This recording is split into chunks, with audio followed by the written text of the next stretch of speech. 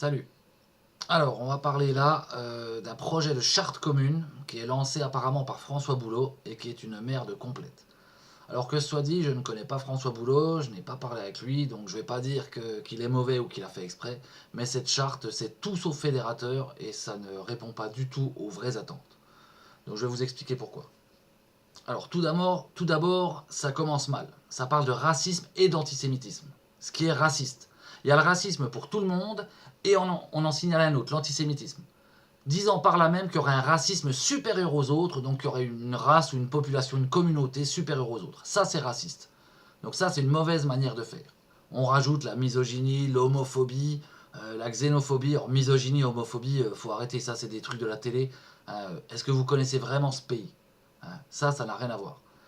Donc là, déjà, c'est mal fait. Et si on fait une république ou une démocratie, on inclut tout le monde. On travaille avec eux. Comme ça, on peut faire avancer les choses et on peut empêcher les horreurs. Parce que si on doit virer tous les racistes au sens large, on vire au moins 50% de la population. Et ça, c'est pas de la république, c'est pas de la démocratie, c'est une oligarchie ou une dictature. Pour faire simple, c'est pas en tapant sur un con qui va devenir plus intelligent. Et ce n'est pas en excluant des gens qu'on va améliorer les choses. C'est pas du tout ça. C'est pas du tout ça. Donc on prend des choses simples comme pour le vivre ensemble et le respect de l'autre. Ça c'est général, c'est clair et net. Alors ensuite, proclamer le caractère fondamental de nos libertés publiques. Ok, ça c'est bien. Alors en particulier la liberté de manifester. C'est vraiment pas le seul droit fondamental qui est bafoué. On peut parler notamment du droit de circuler et tout simplement de se poser là où on vit l'espace public qui est devenu privé, avec les autoroutes, avec les parkings, notamment ceux d'hôpitaux. Il y a beaucoup de droits fondamentaux qui sont bafoués. Et le droit de manifester est l'un de ceux-là, mais ce n'est pas forcément le plus. Donc on n'a pas à donner de détails si on veut faire une charte simple et claire. Après on peut faire une charte plus poussée où on détaillera. Mais là, juste le droit de manifester, ça ne suffit pas. Par contre, on peut parler bien sûr de la répression policière et judiciaire, car oui, nous sommes en dictature. La France est tout l'inverse de ce qu'elle devrait être, justement. Tout l'inverse de ce qu'elle prétend être. Et c'est là, en fait, j'y reviendrai, que doit être notre combat. C'est pour faire de ce pays ce qu'il devrait être. Une république démocratique, respectueuse des droits de l'homme et de l'environnement. Avec ça, on couvre tout. On ne fait pas de particulier. Nous avons ensuite affirmé que l'économie de marché doit se soumettre à la décision du politique. Alors, quel politique?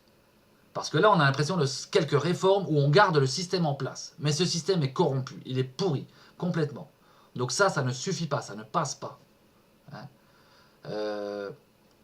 Si vous prenez qu'est-ce qu'une société, on parle de la société, on parle du système, c'est très simple en fait. C'est quelques textes, constitution, code des lois, et des gens qui les appliquent. Or, aujourd'hui en France, ces textes sont corrompus, dévoyés. L'idée, le principe en général est bon, mais il est complètement tordu. Et en face, ceux qui les appliquent, par contre, alors là, c'est corruption quasi complète. Au niveau du politique, au niveau des hauts fonctionnaires, on peut prendre la justice, on peut prendre donc la police, l'armée. Voilà, tout dans ce pays est à l'envers. Donc, c'est pas compliqué, en fait. Il suffit de réécrire ces textes, et on a déjà commencé à le faire. Ce sera continué. Et de mettre des gens valables et cohérents. Voilà, des gens, parce qu'aujourd'hui, si tout est pourri, c'est parce que quand un système est moisi, il y a des gens bien qui y vont. Mais quand ils voient comment c'est, ils se barrent, ils dégagent. C'est notamment le cas chez les flics, c'est le cas... Dans la politique, c'est différent. À haut niveau, si t'es pas pourri, tu peux pas rentrer. Ils vont pas laisser quelqu'un d'honnête aller avec eux. Donc on ne peut pas agir avec ces gens-là. Il faut les court-circuiter et reprendre notre pouvoir, redevenir un peuple libre et pouvoir vivre ensemble. Nous avons ensuite de redonner du sens aux valeurs humaines essentielles. Pourquoi pas, oui, ça fait partie de la République et de la démocratie. Mais alors ça commence par l'amour. Alors ça c'est complètement con franchement. Mais l'amour ça veut tout et rien dire, ça... Enfin c'est du n'importe quoi, c'est du n'importe quoi. On croirait qu'on fait quoi? On fait le monde des bisounours, Mais non, on est dans la réalité, on est dans la réalité. Donc ces choses-là en fait, c'est un but à atteindre. Mais pour ça il faut une société correcte et qui tourne.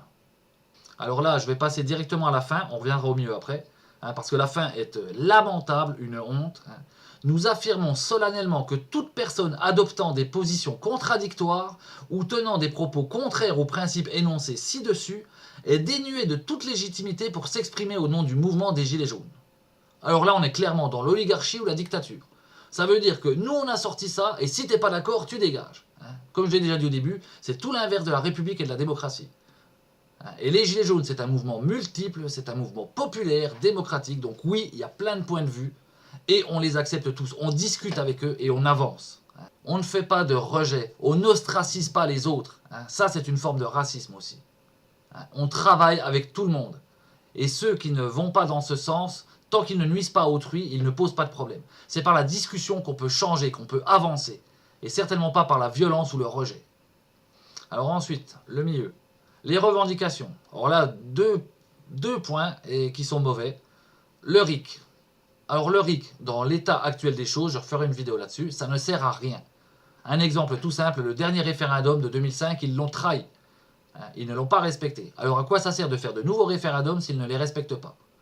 Le RIC, si on se bat pour ça, il y en a plein qui pensent, et on essaie de leur faire croire, que grâce à ça, on pourra tout changer dans cette société, ce qui est faux, complètement faux. Il y a tellement de choses à changer qu'il faudrait un référendum par loi. Dans 50 ans, on n'aura pas fait la moitié. Et entre-temps, ils passeront de nouvelles lois qui saboteront, qui saperont le travail que nous avons fait. Donc le RIC, c'est un instrument non pas de pouvoir, mais de contre-pouvoir. Et à l'heure actuelle, notamment avec les médias, la propagande, etc., le RIC n'a aucun intérêt. Par contre, dans une nouvelle société, une société juste, oui, il sera mis en premier de la Constitution. Deuxième point, ce qu'ils appellent sur le fond, eh bien en fait là, on n'a que de l'économique. Mais c'est vraiment pas le seul problème de ce pays. La pédophilie organisée à grande échelle, l'environnement au sens large, qui comprend la pollution, qui comprend l'extinction des espèces, la cause animale, et j'en passe. Tout ça n'est pas traité. Les guerres que fait la France, le soutien au terrorisme, le soutien à des dictatures, si on parle des famines organisées, des tonnes de déchets balancés en Afrique qui polluent l'air, les gens crèvent, les poumons crevés.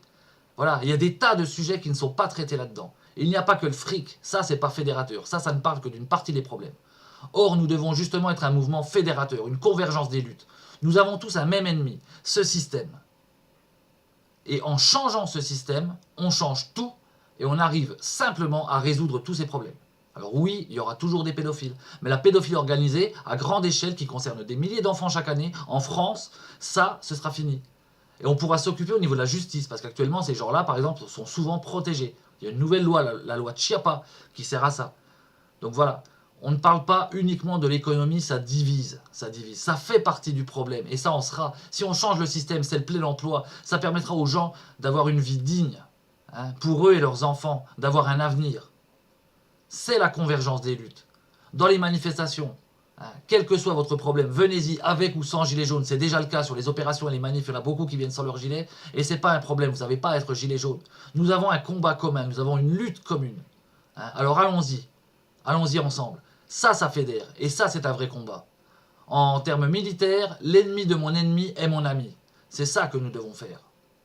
Et comme je l'ai dit, si on prend un principe simple, une seule revendication, faire de ce pays ce qu'il devrait être, ce qu'il prétend être, une république, une démocratie, respectueuse des droits de l'homme et de l'environnement. Avec ça, on couvre tous les problèmes. Avec ça, on fédère au moins 90% des Français. Voilà vraiment un type de charte qui pourrait être fédérateur et qui fera avancer les choses. Parce que ce combat, au final, qu'est-ce qu'il nous propose? Quelques réformes. Mais si on garde le système, ça ne changera rien. De la même manière, si on ne fait que changer ceux qui contrôlent ce pays, ça ne changera rien si le système est le même. D'autres reviendront. Actuellement, c'est les sionistes. Mais si on les vire, ce n'est pas la seule oligarchie qu'il y a. Donc, on ne changera pas le problème de cette manière. Et faire des revendications. On garde donc les mêmes pourris. Ça va faire le combat syndical. Combat qui perd depuis au moins 50 ans en France. Ils perdent tous leurs combats. Et en plus, ils perdent leurs adhérents. C'est un combat qui est inefficace.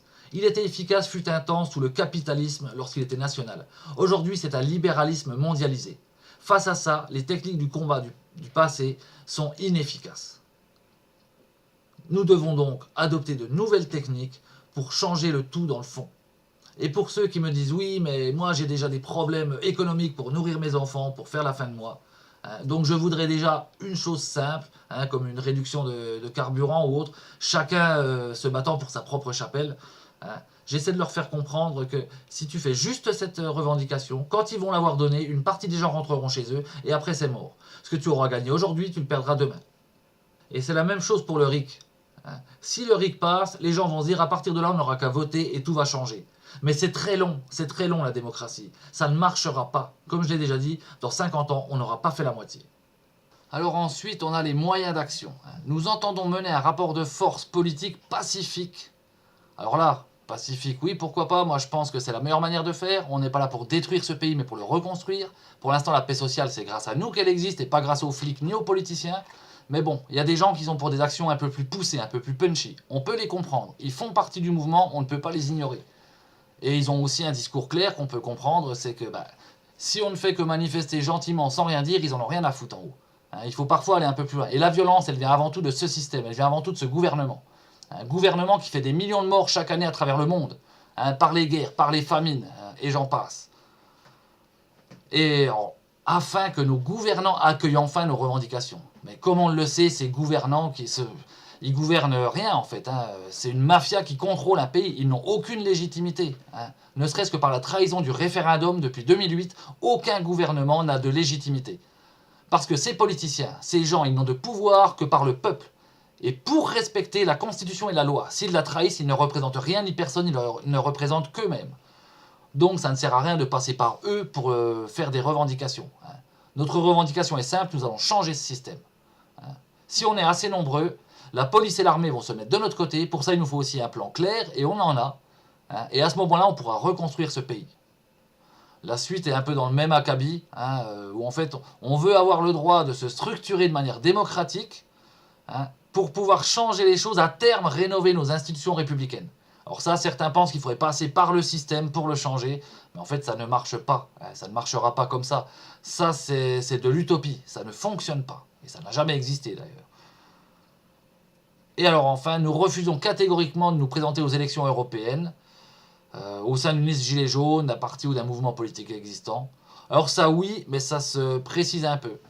On peut faire tout simplement des gilets jaunes qui sont apartisans, donc il y a pour le collectif, hein, le collectif ne s'engage pas en politique, ne s'engage pas dans un combat partisan. Donc pareil, si c'est pour soutenir des syndicats ou même soutenir une entreprise qui va fermer et tout, on ne le fait pas en tant que collectif.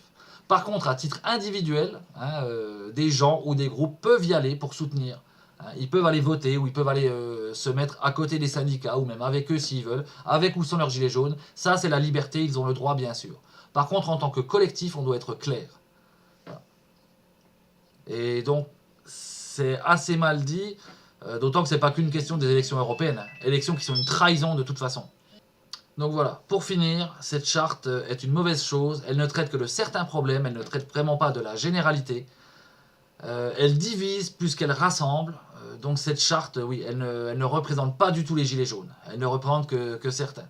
Il faut donc la changer, peut-être qu'on bossera, si vous faites partie ou boulot ou d'autres personnes, hein, vous pouvez mettre un mot dans les commentaires, vous mettez un lien internet, comme ça passera dans les spams, ça ne sera pas vu, avec une adresse internet en dessous, et une adresse mail, et comme ça on pourra prendre contact. On va, nous, avec le comité des Gilets jaunes de l'Est, faire une charte qui vraiment soit fédératrice et représente tous les problèmes. C'est pas compliqué, en fait, c'est très simple.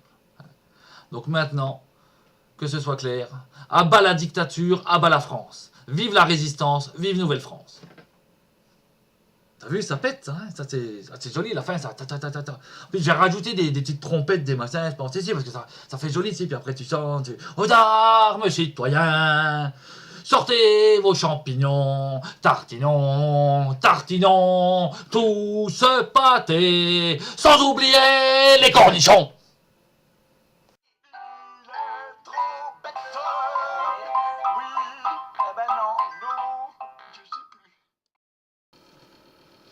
Oh Macron, tête de fion, on va te mettre la tête dedans, l'oignon. Ouais quoi? T'as pas compris, si, c'est parce qu'il a une tête de cul, donc on lui met, tu sais comment on fait dans Tetris, c'est qui se ressemble, s'assemble. Toi c'est fut. Mais si ça passe, vas-y, je te jure ça passe. Mais sinon tu sais quoi, comme disait ma grand-mère, on va mettre un peu de beurre.